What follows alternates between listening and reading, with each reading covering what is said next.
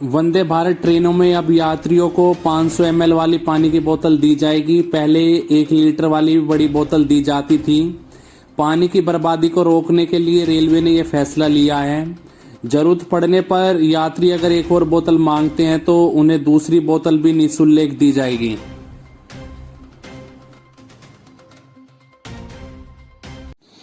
BJP के राष्ट्रीय अध्यक्ष जेपी नड्डा ने लालू परिवार पर करारा हमला बोला है। आइए सुनते हैं वो क्या कुछ कह रहे हैं। ये कांग्रेस के खिलाफ लड़ाई लड़ते थे और ये लालू यादव, ये मीसा नाम कैसे पड़ा? मीसा नाम इसलिए पड़ा कि ये जेल में थे। कांग्रेस ने इनको जेल में डाला हुआ था जयप्रकाश नारायण आंदोलन में, और तब मीसा पैदा हुई थी तो उसका नाम मीसा रखा गया था। Maintenance of internal security act इसमें गए थे। आज कांग्रेस के साथ गांधी मैदान में राहुल गांधी उसके मिसेस गांधी के पोते के साथ बैठ करके गपशप मार रहे हो और घर में मटन बनाना सिखा रहे हो। मटन बनाना, ये दोस्ती, ये हालचाल, ये रवैया। अरे गंगा में बहुत पानी बह गया भाई। कौन कौन दोस्त हो गए, क्या क्या दोस्ती हो गई, कैसी कैसी दोस्ती हो गई। जिन लोगों ने भ्रष्टाचारियों के खिलाफ लड़ रहे थे वो खुद भ्रष्टाचारी हो गए और आखिर भ्रष्टाचार में डूब गए, और फिर भ्रष्टाचारियों के साथ दोस्ती हो गई। इतना बदलाव आ गया। बताइए, ऐसे लोगों को आने देना है क्या? बिहार की धरती ऐसे लोगों को आगे आने देगी क्या? आने देगी क्या? मैं इधर से सुनना चाहता हूं, मैं बहनों से सुनना चाहता हूं, आने देगी क्या? मित्रों, ये समय की आवाज है, ये बिहार प्रदेश के विकास की आवाज है। ये समय का तकाजा है कि 26 तारीख को आपकी उंगली ने कमाल करना है और तीर पर बटन दबाकर अजय मंडल को दिल्ली भेजना है और मोदी जी को तीसरी बार प्रधानमंत्री बनाना है। इसके लिए आपने काम करना है। बीएसपी के राष्ट्रीय संयोजक आकाश आनंद जमकर भाजपा सरकार पर बरसे और साथ के साथ समाजवादी पार्टी पर। आइए सुनते हैं वो क्या कुछ कह रहे हैं। को इतना समझदार समझती है कि इन्हें लगता है पूरी जनता बेवकूफ और गधी है। आज ये जनता इनसे सवाल कर रही है कि जब 2014 में आपने भारत की सरकार में सत्ता आसीन करी थी, तब इस भारत की जनता पर 58,60,000 करोड़ का कर्जा था। पिछले 10 साल में ये कर्जा बढ़कर साथियों 152 लाख करोड़ हो चुका है। क्या इसीलिए आप लोगों ने, क्या इसीलिए भारत की जनता ने इनको सत्ता में बिठाने का काम किया था कि हमारे सर पर 152 लाख करोड़ का कर्जा खड़ा कर दें ये लोग? बताइए साथियों, आप जानते हैं साथियों, आज हम हर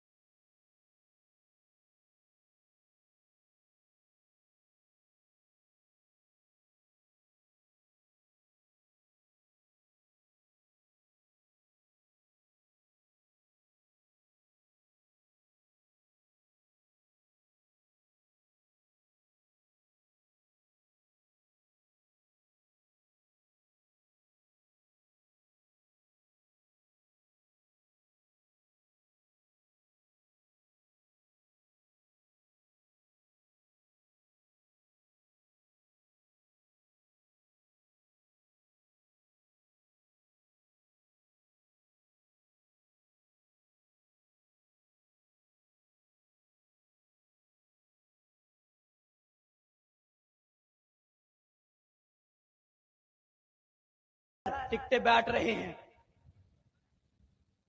जिस आदमी ने अपनी पार्टी नहीं संभाल पाया, जो आदमी अपनी पार्टी नहीं संभाल पा रहा, वो प्रदेश या देश कहां से संभालेगा। मानते हैं साथियों,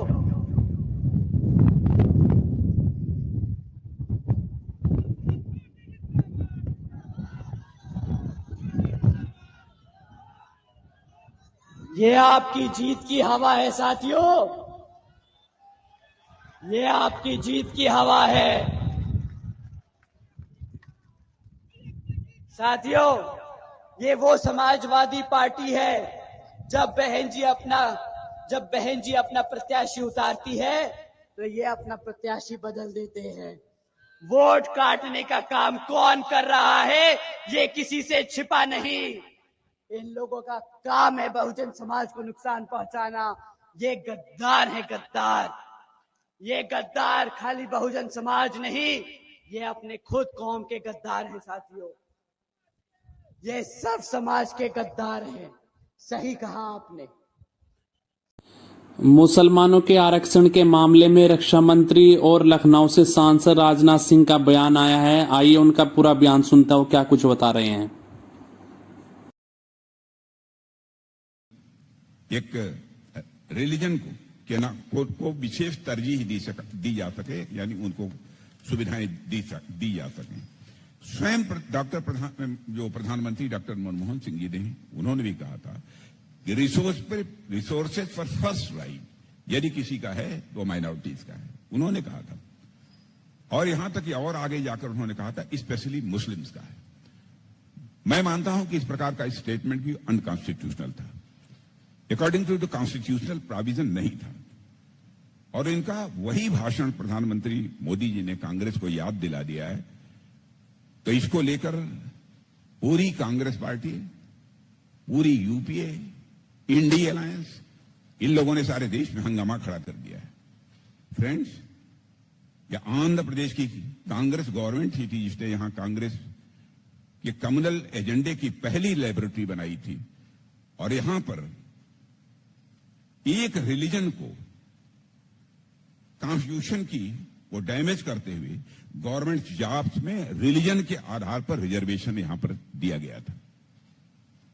या आंध्र प्रदेश में एससी, एसटी और ओबीसी को मिले आरक्षण में से कट करके, कमी करके एक रिलीजन विशेष को, यानी मुस्लिम्स को रिजर्वेशन देने का प्रयास किया गया। और वोट बैंक की पॉलिटिक्स के चलते यह डर्टी गेम खेला गया।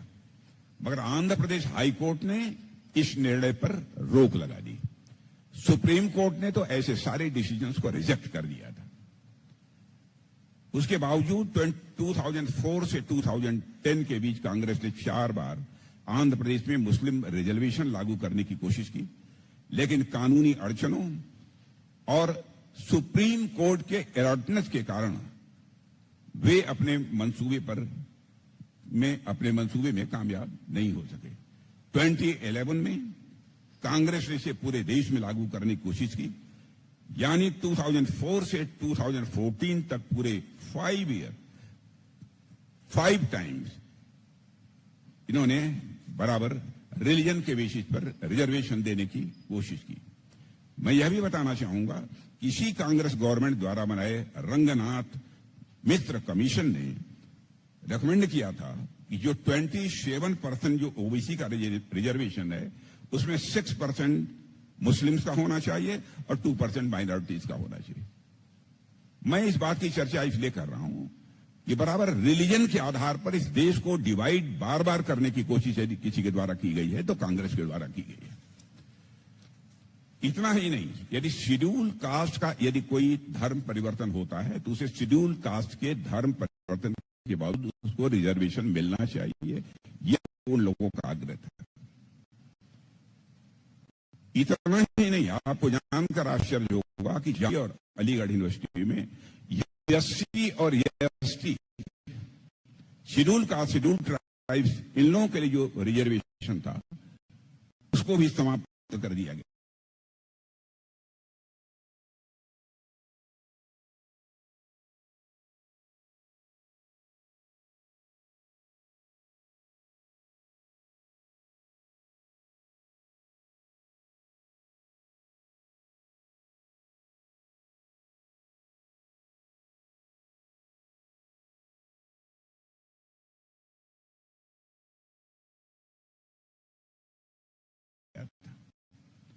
वोट बैंक पॉलिटिक्स की जा सकती सबके सामने जो के बीच अटैक करके खुलेआम रही है।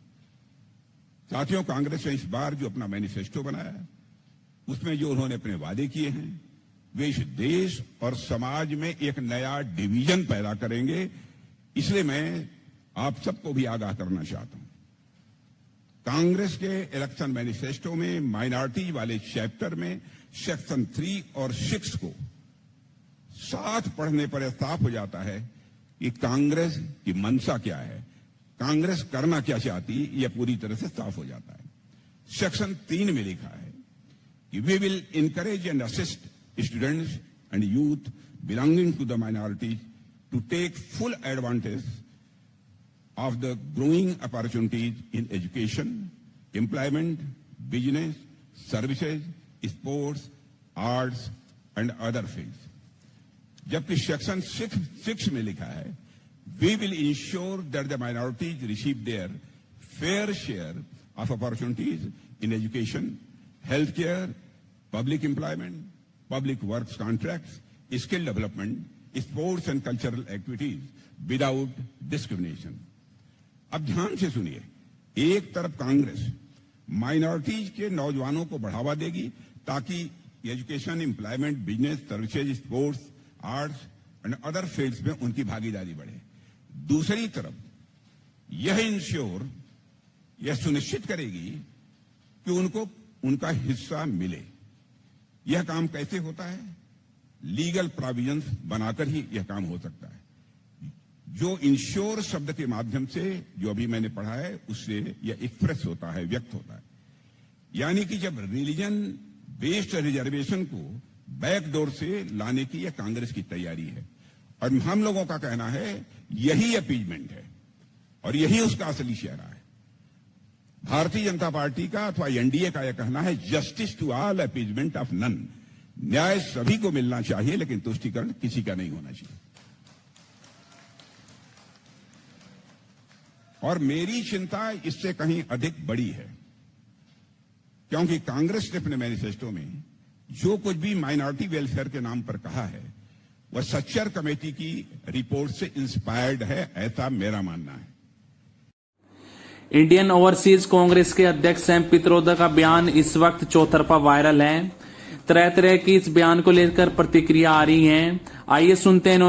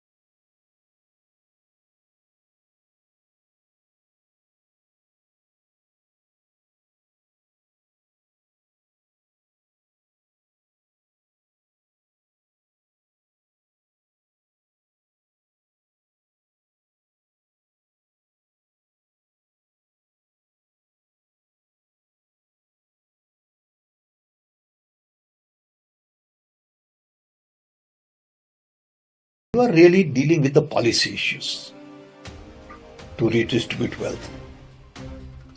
Okay. And when you ask for the data, you are really trying to understand what is the distribution today. We don't have good data on all of this. I think we need data to decide on policy issues. We don't need data to distribute wealth. We need data to decide on policy issues going forward. Okay. Uttar Pradesh के पूर्व मुख्यमंत्री अखिलेश यादव गुरुवार को 12 बजे कन्नौज से लोकसभा प्रत्याशी के रूप में पर्चा दाखिल करेंगे। उस वक्त इनके साथ उनकी धर्मपत्नी भी रहेगी डिंपल यादव। इसकी जानकारी गोपाल यादव ने दी है। आइए सुनते हैं अखिलेश यादव जनसभा को संबोधित करते हुए क्या कुछ कह रहे हैं। ये लंबी लंबी बात करने वालों ने हर वर्ग के लोगों को धोखा दिया। इनकी हर बात झूठ निकली, इनका वादा झूठा निकला, और जो पैसा इन्होंने इकट्ठा किया था वो उद्योगपतियों का माफ किया है। 16 लाख करोड़ रुपए अभी तक ये उद्योगपतियों के माफ कर चुके हैं। जो बड़े बड़े संपन्न लोग हैं, जो ताकतवर लोग हैं, जिन्होंने इनका साथ दिया, उनका इन्होंने चंदा माफ किया, इनका कर्ज माफ किया।